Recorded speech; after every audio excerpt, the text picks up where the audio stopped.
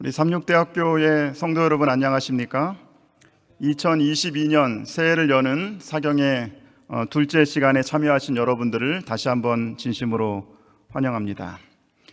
2022년 새해 아침이 밝았습니다. 여러분들은 어떤 결심으로 또 이 한 해를 시작하셨습니까? 오늘이 1월 4일, 이제 4일째인데 여러분들이 결심하신 그 새해 결심을 또 잘 지키고 계십니까? 초등학교 국어시험에 다음과 같은 문제가 나왔습니다. 결심한 마음이 사흘을 가지 못하고 곧 느슨하게 풀어져 버리는 것을 무엇이라고 할까요? 다음 네모 안에 들어갈 말을 쓰세요. 작, 삼, 정답이 뭐죠? 여러분 너무나 잘 아시듯이 정답은 작심삼일입니다. 그런데 한 초등학교 아이가 이렇게 정답을 달았습니다. 작은 삼촌. 여러분 정답입니까? 맞습니다. 우리 주위에는 저를 포함해서 얼마나 많은 작은 삼촌들이 있는지 모릅니다. 우리의 결심들은 약하기 때문에 사흘을 버티지 못합니다. 그래서 저희가 좋아하는 찬미가 있죠. 내 힘과 결심 약하여 늘 깨어지기 쉬우나.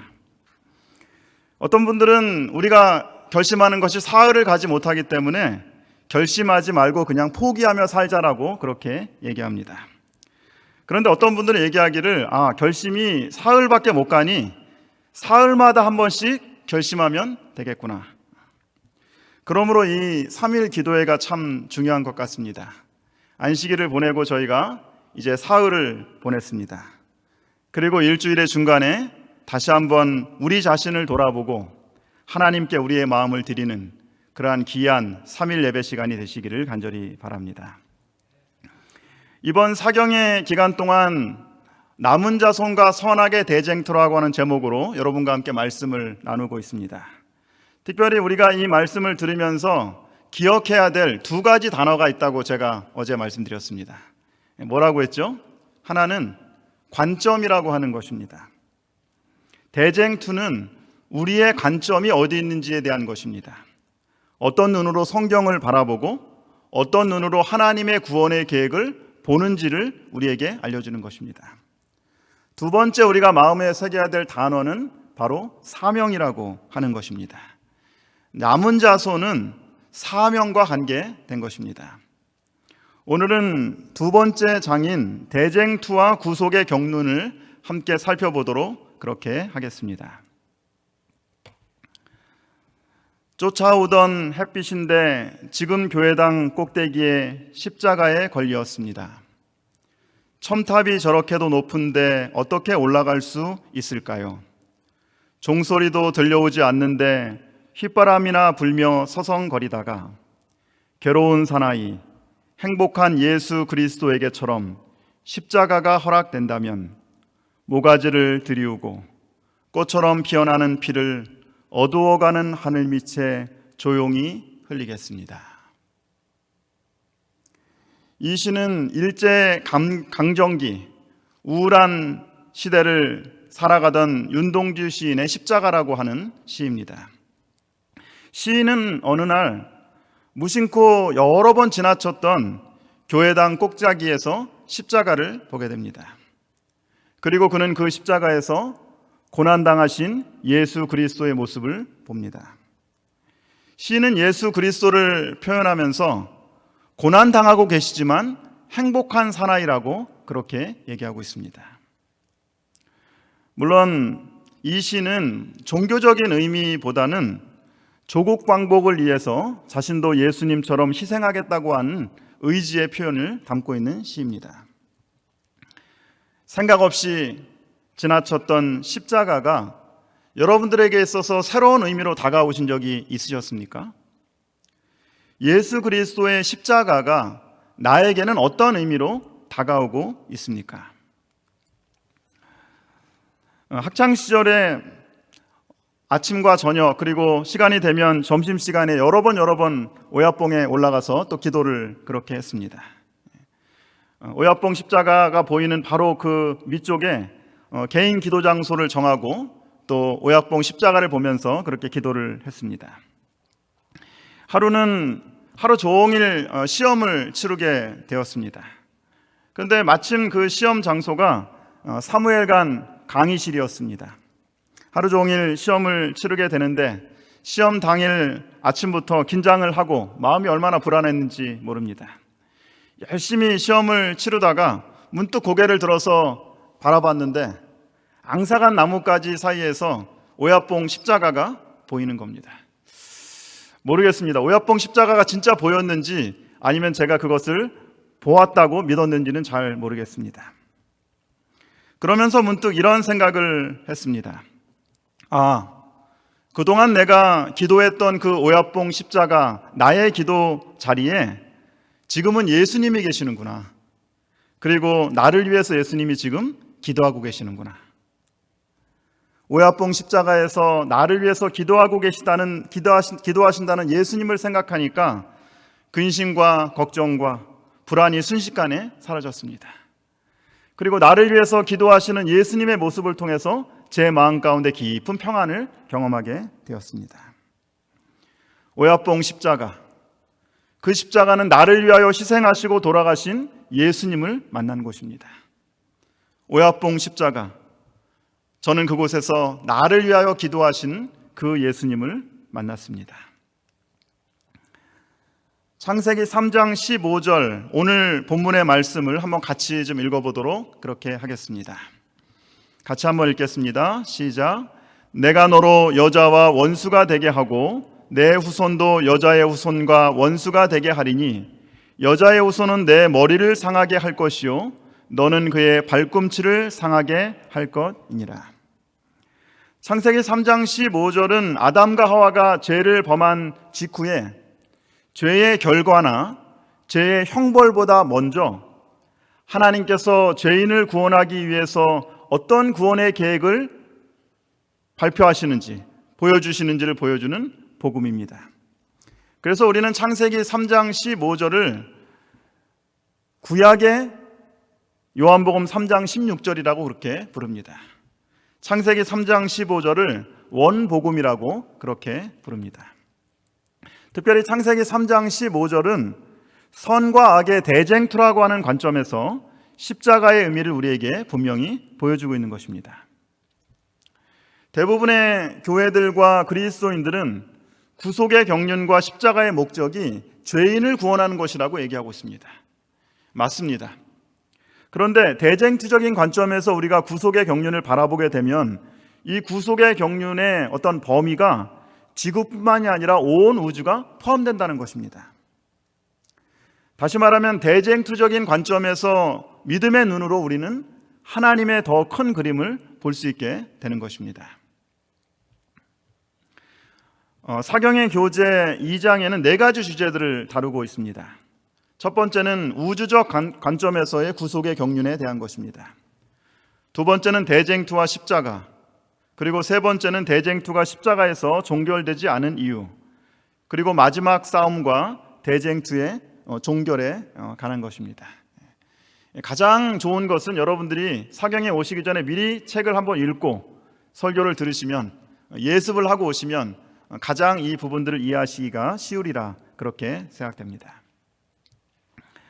대쟁투적인 관점에서 구속의 경륜은 어떤 의미가 있을까? 대쟁투라고 하는 그 정확한 말이 성경에 나올까요? 대쟁투라고 하는 말은 성경에 나오지 않습니다. 그러나 우리는 성경의 다양한 모습들을 통해서 대쟁투라고 하는 그 모티브가 성경에 있는 것을 우리는 알게 되는 것입니다. 에베소 3장 8절부터 11절에 있는 말씀입니다. 모든 성도 중에 지극히 작은 자보다 더 작은 나에게 이 은혜를 주신 것은 측량할 수 없는 그리스도의 풍성함을 이방인에게 전하게 하시고 영원부터 만물을 창조하신 하나님 속에 감추었던 비밀의 경륜이 어떠한 것을 드러내게 하려 하심이라. 이는 이제 교회로 말미암아 하늘에 있는 통치자들과 권세들에게 하나님의 각종 지혜를 알게 하려 하심이니 곧 영원부터 우리 주 그리스도 예수 안에서 예정하신 뜻대로 하신 것이라. 사도 바울은 대쟁투적인 관점에서 구속의 계획을 바라보았습니다. 그는 하나님의 비밀의 경륜이 교회를 통해서 이방인뿐만이 아니라 하늘에 있는 통치자들, 권세자들에게 드러날 것이라고 얘기하고 있습니다. 다시 말하면 온 우주에 하나님의 비밀의 경륜이 드러날 것이라고 얘기하고 있습니다. 그리고 그 계획은 영원 전부터 있었던 계획이라고 그렇게 얘기하고 있습니다. 우주적 대쟁투적인 관점에서 구속의 계획의 대상은 타락한 인류뿐만이 아니라 온 우주가 포함된다. 구속의 경륜에서 사람을 구원하는 일보다 더 광범위하고 깊은 목적이 있었다. 그리스도께서는 이 일만을 위하여 세상에 오시지 않으셨다. 그분께서 오신 것은 단순히 이 작은 세계의 거민들이 하나님의 율법을 마땅히 생각해야 할 대로 생각하게 하는 것뿐만이 아니라 온 우주 앞에 하나님의 품성을 옹호하시기 위해서였다. 대쟁투적인 관점에서 구속의 계획의 목적은 뭐라고요? 사람의 구원뿐만이 아니라 온 우주 앞에 하나님의 품성을 옹호하는 것입니다. 사람의 구원을 위하여 죽으신 그리스도의 행위는 사람들이 하늘에 접근하는 일을 가능하게 할 뿐 아니라 사단의 반역을 처리하심에 있어서 하나님과 그분의 아들이 정당하심을 온 우주 앞에 옹호할 것이었다. 이것은 하나님의 율법의 영원 불변성을 확립할 것이며 죄의 본질과 결과들을 나타낼 것이었다. 그리스도의 십자가는 하나님의 공의를 옹호하고 하나님의 율법의 불변성을 드러낸다고 말하고 있습니다. 우주적 대쟁투의 관점에서 구속의 경륜은 어떤 의미가 있는가? 계속해서 반복해서 말씀드립니다. 첫 번째는 그 대상이 타락한 인류뿐만이 아니라 온 우주의 피조물을 포함하고 있다는 사실입니다. 두 번째, 대쟁투적 관점에서 구속의 경륜은 인간의 구원뿐만이 아니라 더 넓게 하나님의 품성, 하나님의 율법을 옹호하는 것입니다. 그리고 마지막으로 세 번째, 대쟁투의 결론은 죄의 용서뿐만이 아니라 죄의 도말을 포함하고 있다고 하는 것입니다. 다시 말하면 죄 문제가 완전히 해결되기 위해서는 죄를 우주 안에서 완전히 도말해버려야 되는 것입니다. 죄가 완전히 없어져야 하는 것입니다. 이 부분은 저희가 제5장 금요일 날 재림전 조사 심판에서 다시 한번 좀 자세히 다뤄보도록 그렇게 하겠습니다. 그리스도의 십자가는 대쟁투 역사의 절정을 이루는 사건입니다. 그렇다면 예수님께서 십자가에 달려 돌아가실 때 어떤 일이 일어났는가? 선악의 대쟁투에서 예수님의 십자가는 어떤 의미가 있는지 이제 저희가 살펴보도록 그렇게 하겠습니다. 첫 번째, 십자가에서 사단의 패배가 확정되었습니다. 여자의 후손은 내 머리를 상하게 할 것이다. 여자의 후손 예수 그리스도께서 십자가에서 사단을 결정적으로 패배하게 할 것이라고 하신 예언입니다. 그리스도께서 십자가 위에 숨을 거두시며 고통 중에 다 이루었다고 부르짖으실 때 승리의 함성이 온 하늘과 모든 세계에 울려 퍼졌다.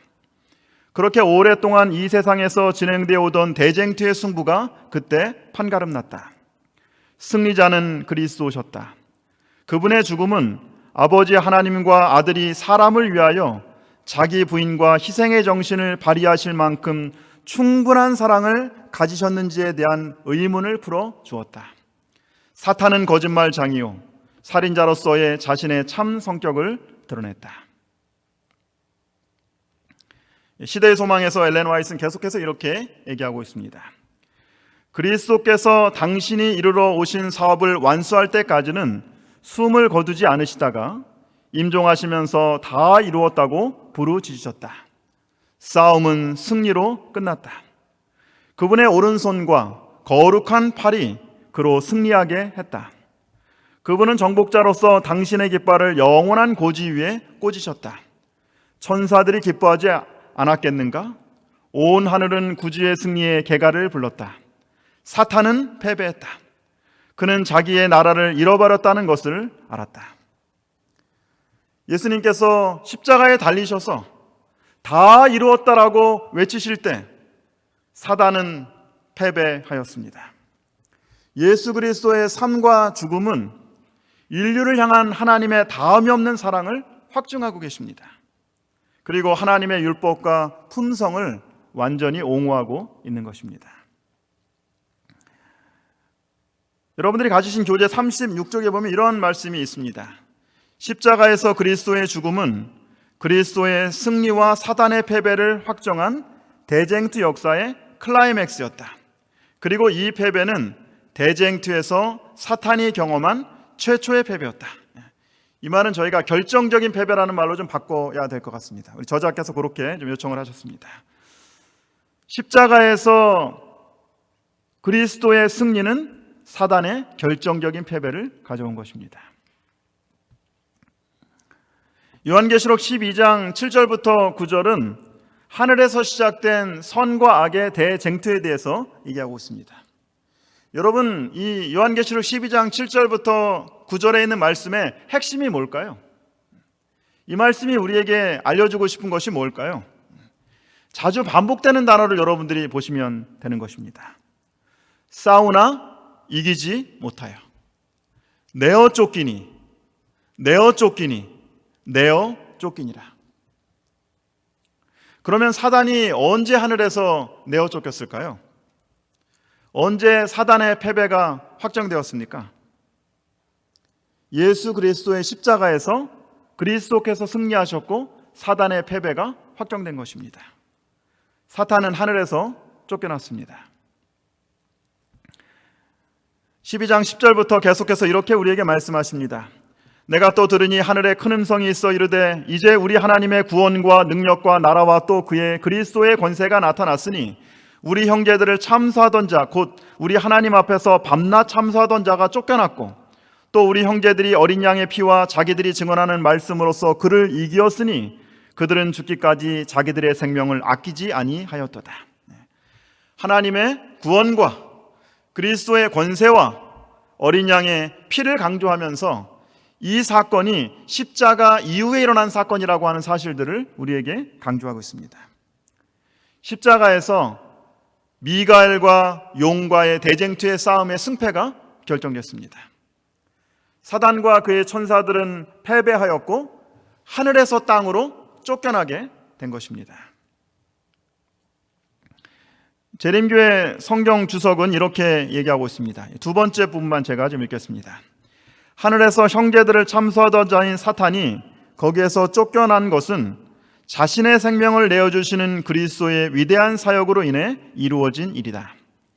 사탄의 끊임없는 방해에도 불구하고 구속의 계획은 여전히 실행되어 가고 있다. 구속의 계획은 여전히 실행되어 가고 있다.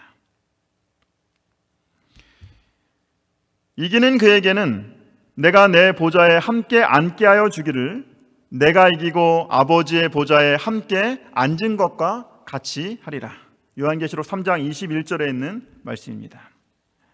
여기서 이 이기다라고 하는 이 말씀은 그리스어로 니카오라고 하는 말입니다. 승리자가 되다, 승리하게 된다라고 하는 말입니다. 여기 예수님께서 뭐라고 말씀하세요? 내가 이기고 예수님께서 이기셨다고 그렇게 얘기하고 있습니다. 예수님이 언제 이기셨다고요?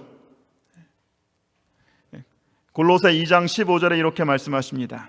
통치자들과 권세들을 무력화하여 드러내어 구경거리로 삼으시고 십자가로 그들을 이기셨느니라. 아멘.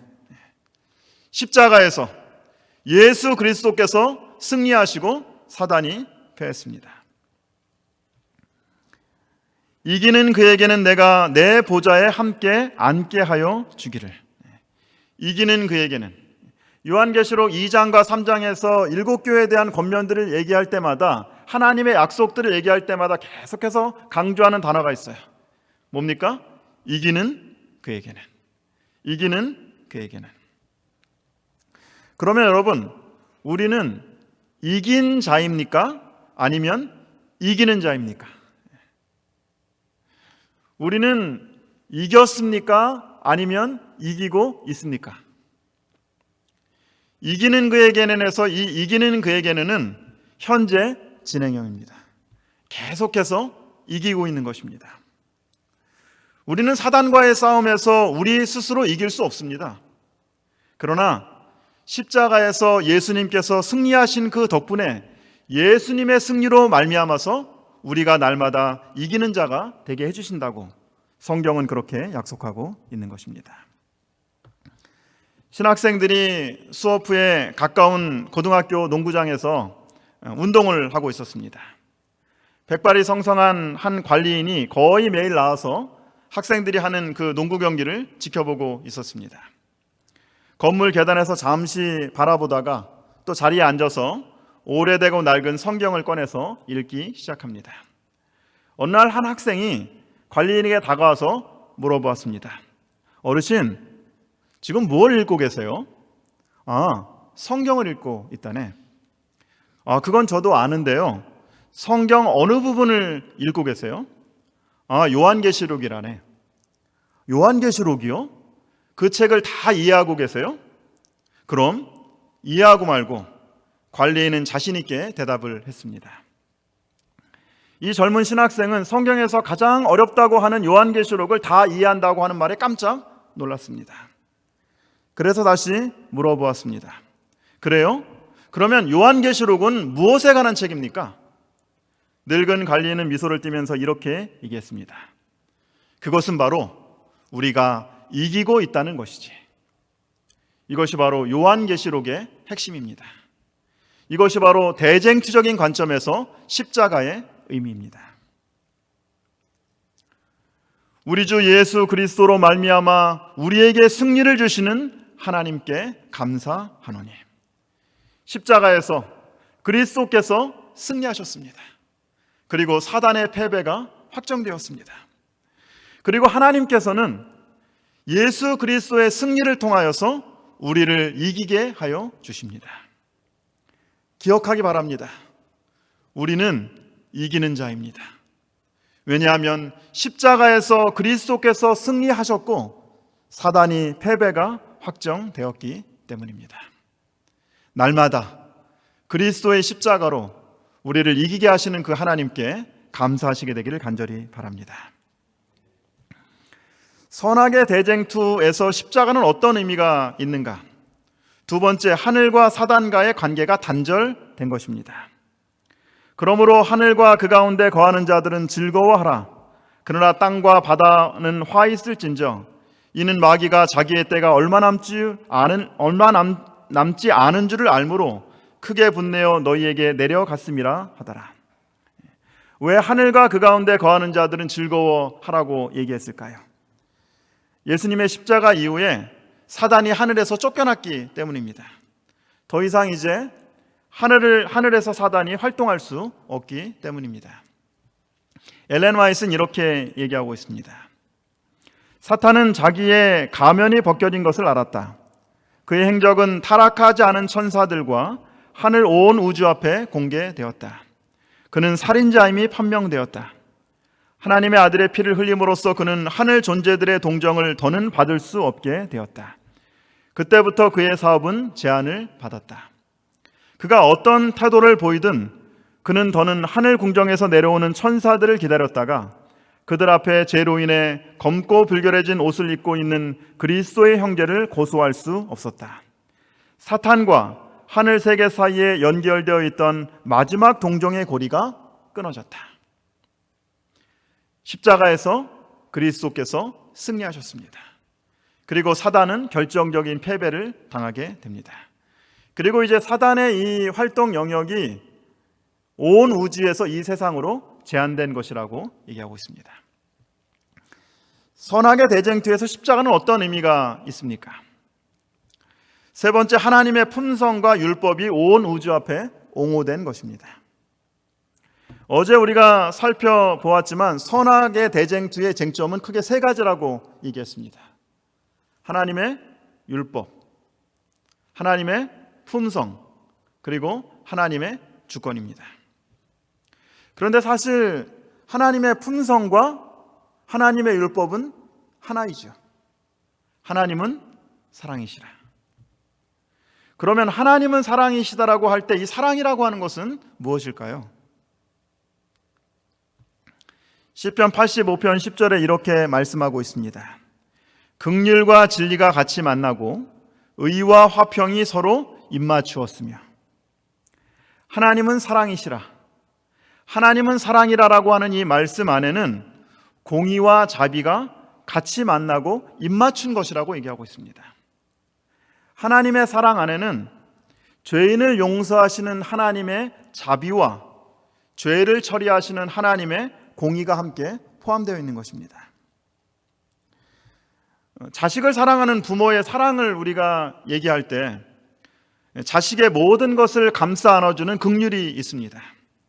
그러나 때때로는 자식이 잘못된 길로 갈 때 바로 잡아주는 훈육이 함께 있어야 하는 것입니다. 만약에 자녀가 원하는 대로 받아주게 되면 그것은 사랑이 아니라 방임이라고 우리가 부릅니다. 품어주지 못하는 엄격함은 우리가 반쪽 사랑이라고 부를 수밖에 없는 것입니다. 하나님의 사랑은 그분의 자비에 못지않게 그분의 공의에도 표현되어 있다.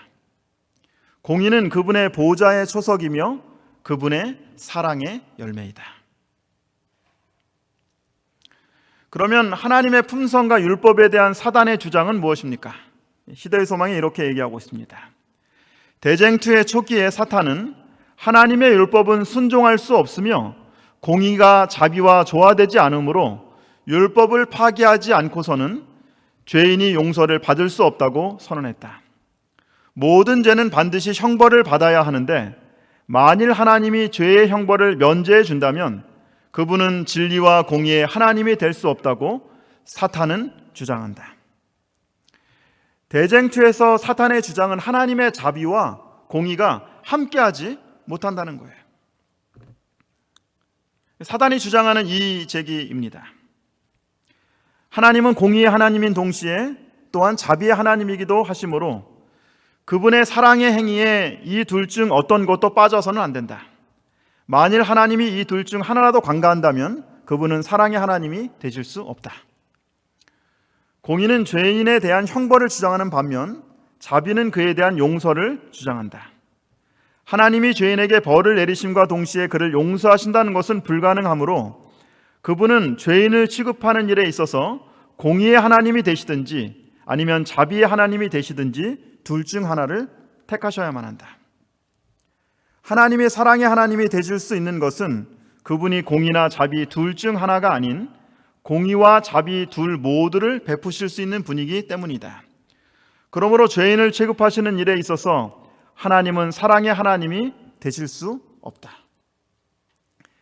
죄인에 대한 하나님의 자비와 죄에 대한 하나님의 공의를 하나님께서 이 두 가지 완전한 사랑을 보여주시기 위해서 다시 말하면 율법도 폐하지 않고 공의도 훼손하지 않고 또 죄인도 구원할 수 있는 하나님의 구원의 계획, 그 계획이 바로 십자가입니다.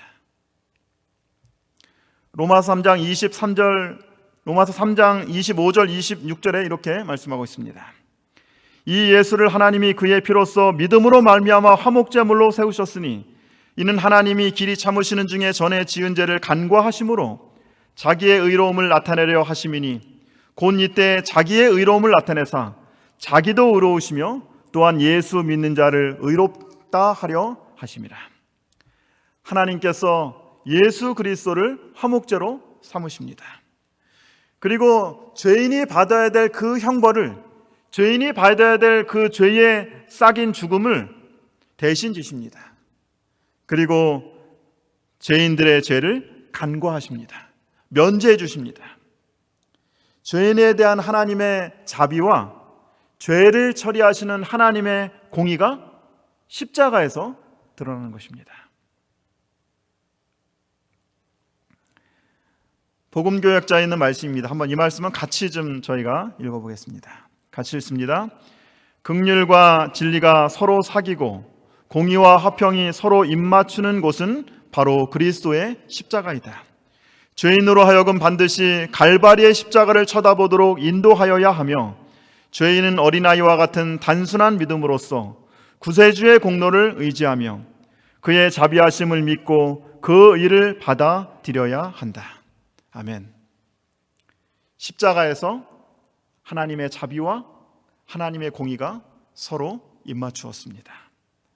사단은 불가능하다고 한 그 주장을 친히 하나님께서 십자가에 달려 돌아가셔서 자신을 희생하심으로 온전한 사랑을 저에게 보여주신 것입니다. 그리스도께서는 당신의 생애와 죽음을 통하여 하나님의 공의는 그분의 자비를 손상하지 않을 뿐 아니라 죄는 용서받을 수 있고 하나님의 율법은 의로우며 온전히 순종할 수 있다는 사실을 입증하셨다. 율법에 대한 사단의 비난은 반박을 당했다. 하나님께서는 인류에게 그분의 사랑의 명백한 증거를 보여주셨다. 예수 그리스도의 십자가에서 하나님은 그분의 자비를 우리에게 보여주십니다. 하나님께서 우리가 당해야 될 형벌과 죽음을 대신 당하시고 우리의 모든 죄를 용서하시고 우리를 의인으로 만들어 주셨습니다. 예수 그리스도의 십자가에서 하나님은 당신의 공의를 보여주십니다. 하나님의 율법은 의롭고 하나님의 율법은 영원 불변하며 우리가 온전히 순종할 수 있는 것이라고 그렇게 말하고 있는 것입니다. 십자가에서 사단의 패배가 확정되었음에도 불구하고 하나님의 품성과 율법이 옹호되었음에도 불구하고 왜 십자가 이후에 계속해서 대쟁투가 이어져야 될까? 그럼에도 불구하고 사탄은 그때 파멸되지 않았다. 천사들은 그때에도 대쟁투에 포함된 모든 것을 다 깨닫지 못했다. 문제가 되는 원칙들이 더 분명하게 나타나야만 했다. 인류를 위해서도 사탄은 계속 존재해 있어야 했다. 천사들과 마찬가지로 인류도 영광의 왕과 흑암의 왕 사이에 있는 차이점을 알아야만 한다. 인류는 자기가 섬길 자를 선택하여야만 한다. 사탄의 주장이 십자가에서 반박되었지만 여전히 천사들과 우주 거민들이 하나님의 원칙과 사단의 원칙을 구분하지 못한다는 것입니다. 예수님께서 이 땅에 영광의 왕으로 오셨지만 흑암의 왕과 영광의 왕의 차이를 구분하지 못하는 것입니다. 그러므로 이 대쟁투는 마지막에 모든 사람에게 최종적으로 누가 선택할지에 대한 선택의 기회를 주는 것입니다. 요한계시록에서 대쟁투 역사를 크게 세 부분으로 나눠서 얘기하고 있습니다. 미가엘과 용과 싸움이고 또 여자에 대한 용의 핍박이 있고 그리고 마지막으로 용과 여자의 남은 자손의 싸움이 기록되어 있습니다. 그러면 용과 여자의 남은 자손, 이 마지막 대쟁투의 쟁점은 무엇일까요? 똑같이 하나님의 품성과 하나님의 율법과 그리고 하나님의 주권에 관한 것입니다. 사단은 하나님의 율법을 경멸하기 위하여 성경의 교리를 왜곡시켰다. 그리하여 성경을 믿노라고 공언하는 수많은 사람들의 믿음에 오류를 혼합시켰다. 진리와 오류와의 마지막 큰 싸움은 하나님의 율법에 대하여 오랫동안 계속되어 온 마지막 싸움에 불과하다. 우리는 지금 이 싸움, 곧 사람의 율법과 하나님의 계명 간의 싸움, 성경의 기초를 둔 종교와 우화와 유전의 기초를 둔 종교와의 싸움에 참여하고 있다. 마지막 대쟁투의 쟁점도 하나님의 품성과 하나님의 율법이 될 것이라고 말하고 있습니다. 그런데 이 마지막 싸움은 진리를 오류와 혼합하는 방법으로 하나님의 율법을 공격한다고 그렇게 얘기하고 있습니다. 대쟁투는 죄가 시작될 때 시작됐고 죄가 완전히 소멸될 때 종결하게 되는 것입니다. 대쟁투는 끝났다. 죄와 죄인들은 없어졌다. 온 우주는 깨끗해졌다. 오직 조화와 기쁨의 맥박만이 온 우주의 만물을 통하여 거동한다. 생명과 빛과 환희가 만물을 창조하시는 분에게서 끝없이 넓은 우주로 퍼져간다. 가장 작은 원자로부터 가장 큰 세계에 이르기까지 만물은 생물계와 무생물계를 막론하고 조금도 흠이 없는 아름다움과 완전한 기쁨으로 하나님은 사랑이시라고 선포한다. 대쟁투의 결론은 하나님은 사랑이시라. 십자가에서 나타난 하나님의 자비와 하나님의 공의가 하나님의 온전한 사랑을 나타낸다고 하는 것, 그리고 대쟁투에서는 우리 모든 만물들이, 그리고 우주의 모든 거민들이 하나님은 사랑이시라고 선포하게 될 것입니다. 여러분 혹시 이어령 박사를 아십니까? 한국의 대표 지성이라고 알려져 있습니다. 88년 올림픽 개막식을 이렇게 기획한 기획자입니다. 초대 문화부 장관을 역임한 분입니다. 이분은 평생 무신론자로 그렇게 살았습니다. 그리고 기독교에 대하여 비판적이었습니다. 이분은 이성을 믿는 사람이기 때문에, 또 이성을 신념하는 사람이기 때문에 하나님을 믿을 수 없다고 그렇게 고백했습니다. 그런데 그가 2007년 70세가 넘는 나이에 세례를 받고 기독교인이 되었습니다. 그가 어떻게 하나님을 믿고 그리스도인이 되었을까요? 그를 하나님께 인도한 사람은 그의 맏딸인 이미나 씨입니다. 안타깝게도 이 이미나 목사는 2012년에 위암 투병 중에 세상을 떠납니다. 이미나 씨가 먼저 하나님을 알게 되고, 그리고 끊임없이 아버지께 자기가 믿는 하나님을 믿으라고 그렇게 얘기합니다. 그런데 평생 무신론자로 살았던 이 아버지는 하나님을 도저히 이해할 수 없었습니다. 자신의 지성으로는 하나님이 이해가 되지 않는 겁니다. 그러다가 2006년에 이민아 씨가 망막 손상을 당해서 실명 위기에 이르게 됩니다.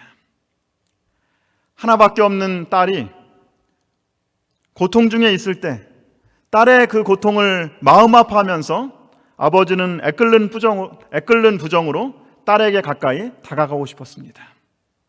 근데 아무리 딸에게 자기가 다가가고 싶어도, 아무리 딸에게 자기의 사랑을 표현하고 싶어도 딸을 사랑하지만 하나됨을 경험하지 못했습니다. 그리고 그는 자신의 안타까운 심정을 이렇게 고백합니다. 딸의 실명의 위기 앞에 내 가슴 속에 전혀 다른 면의 불꽃이 타오르고 있는 것을 느꼈다. 사랑이라는 게 같이 아파하는 것이 아니겠는가? 그럼에도 불구하고 나는 아무것도 해줄 수가 없다. 딸과 나 사이에는 엷은 막, 앵프라맹스, 아무리 사랑해도 너는 너고 나는 나구나. 이 막을 찢어줄 이가 있을까? 있다면 무릎을 꿇겠다. 정말 우리에게 부족한 것은 지혜도 지성도 정의감이 아니라 사랑이다. 그리고 75이 된 이 아버지가 딸의 아픔에 진심으로 동참하고자, 딸과 좀 더 가까이 가고 싶고자, 근데 아무리 딸과 가까이 가고 싶고 딸을 사랑하고 싶어도 딸을 사랑할 수 없기 때문에 딸이 가장 사랑하는 하나님 앞으로 자기 자신을 드리기로 그렇게 결심을 하게 됩니다. 그리고 그는 정말 간절한 마음으로 하나님의 사랑 앞에 무릎을 꿇습니다. 그리고 평생 동안 믿었던 이성과 지혜를 내려놓고 딸을 사랑하는 마음으로 평생 처음으로 사랑의 하나님께 무릎을 꿇고 이렇게 기도합니다.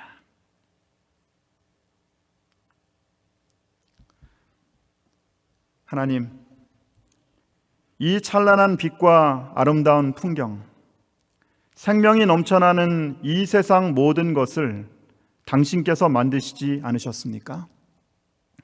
그런데 왜 당신의 딸 미나에게 그 빛을 거두려 하십니까? 기적을 달라고 기도드리지 않겠나이다. 우리가 살아서 하늘의 별, 지상의 꽃을 보는 것이, 그리고 사람의 가슴에서 사랑을 보는 것이 바로 기적이 아니고 무엇이겠습니까?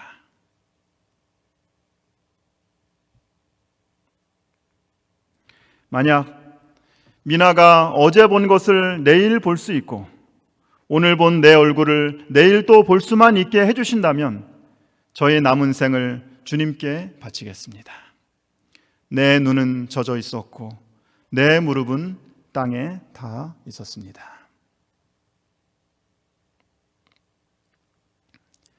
사랑은 여기 있으니 우리가 하나님을 사랑한 것이 아니요 하나님이 우리를 사랑하사 우리 죄를 속하기 위하여 화목제물로 그 아들을 보내셨습니다. 사랑하는 여러분, 사랑이 여기 있습니다. 자신을 바쳐 우리와 하나 되기를 원하시는 그 사랑의 하나님께, 십자가에서 하나님의 자비와 하나님의 공의를 나타내신 그 십자가의 예수님께, 그 사랑의 하나님께 여러분은 오늘 저녁 어떻게 반응하시겠습니까? 내가 너로 여자와 원수가 되게 하고 내 후손도 여자의 후손과 원수가 되게 하리니 여자의 후손은 내 머리를 상하게 할 것이요 너는 그의 발꿈치를 상하게 할 것이니라. 대쟁투적인 관점에서 구속의 경륜의 의미는 무엇입니까? 대쟁투는 십자가가 타락한 인류뿐만이 아니라 우주의 모든 피조물을 포함하고 있다는 것을 우리에게 보여주고 있습니다. 대쟁투에서 하나님의 구원의 계획은 인간의 구원뿐만이 아니라 하나님의 품성을 옹호하고 있는 것입니다. 그리고 대쟁투의 결론은 죄의 용서뿐만이 아니라 죄의 도말을 포함하고 있는 것입니다. 대쟁투에서 십자가의 의미는 무엇입니까? 십자가에서 사탄의 패배가 확정되었습니다. 그리고 그리스도께서 승리하셨습니다. 그리고 십자가의 그 그리스도의 승리로 우리가 날마다 승리하는 생애를 살 수 있게 해주시겠다고 약속하셨습니다. 하늘과 사단과의 관계가 단절되었습니다. 그리고 무엇보다 십자가에서 하나님의 자비와 하나님의 공의가 드러나는 온전한 하나님의 사랑을 우리에게 보여주셨습니다. 여자의 마지막 남은 자손의 싸움을 통해서 이 대쟁투가 종결되게 될 것입니다. 그러면 이 마지막 대쟁투의 이 남은 자손은 어떤 사람일까? 바로 하나님의 사랑을 깊이 이해하는 사람입니다. 내일 저희가 계속해서 남은 자손의 특성에 대해서 함께 말씀을 나누겠습니다. 오늘 저녁 우리를 위하여 십자가에 달려 돌아가신 그 예수님을 여러분들이 다시 한번 깊이 묵상하시게 되기를 간절히 바랍니다. 그리고 십자가에서 하나님의 사랑과 하나님의 그 공의의 온전하신 사랑을 다시 한번 깨닫는 여러분과 제가 되기를 간절히 바라면서 오늘 말씀을 마치도록 하겠습니다.